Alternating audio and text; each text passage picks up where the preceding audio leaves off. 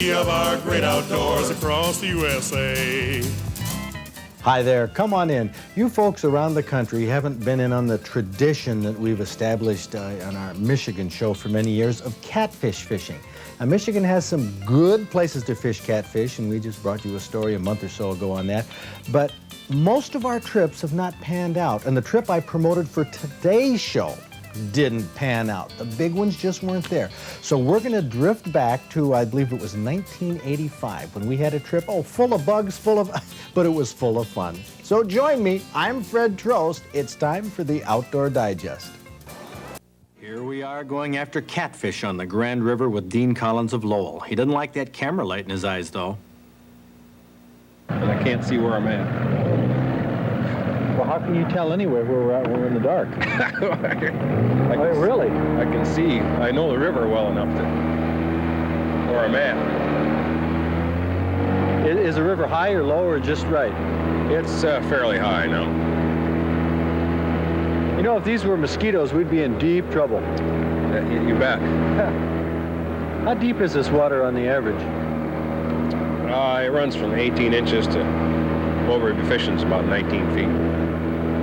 Is that where the catfish are, in the deep holes? That's where I usually catch them, yeah. This is just a railroad bridge, huh? Yeah, this one is. The next one's a car bridge. We have any trains coming by tonight? Not that I know of.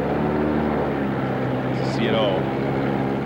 It's late June, still a bit early for a lot of the catfish to bite. A month from now, bridges like this would probably have fishermen dropping their lines all along its width. Deadfalls, snags, and drop-offs along the banks are the marks of some good catfishing holes. That isn't a particularly grappling type of anchor here. Okay. How deep do you suppose it is here, Dean? 19 feet. And that's where the catfish. Okay, we've hit it now. A lot out. Good toss. Should I tighten it up here, Dean? No, I think maybe you might have some more out here. Put some more? Yeah. Now, where are we anchored over? I mean, why are we right here, wherever we are? A lot of snags, high bank with holes in it.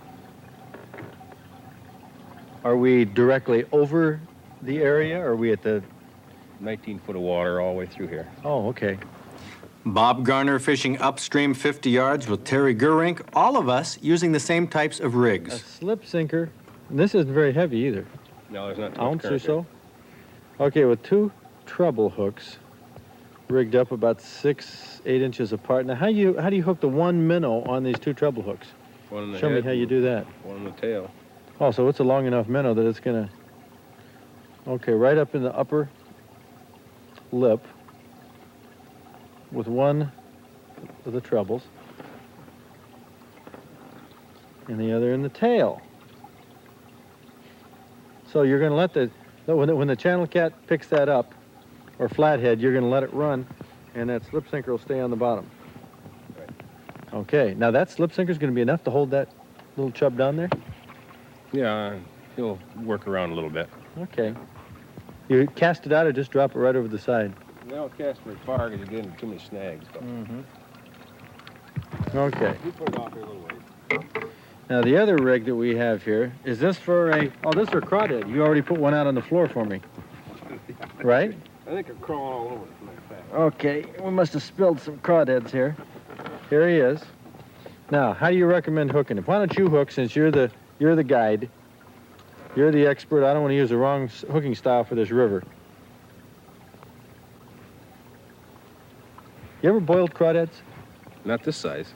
Bigger ones? I have bigger ones, tails, yeah. Yeah, they're dandy. They're just like lobsters. Okay, there it is. That's the true turn hook.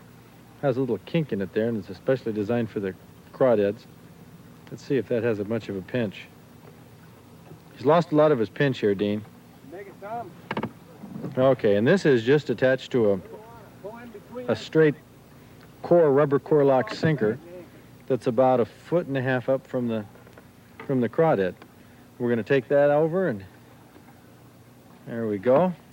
Boy, we got a bad smell here from the bugs on the camera light. Woo! That's something else. Worse. Now, what else do we have? You have a crawdad rig? And I just had one for a night crawler. Night crawler? Where is that? We wanted some action. Well, in case we better pull all stops here, don't you think? Why not? And this is rigged. Is a night crawler rigged up the same way? Yes. Just for the. Yeah, just a little smaller hooks. So. Now, give me the lowdown on these Grand River catfish. How are they going to hit? Well, sometimes if it's a mudcat, you may not even know it's on.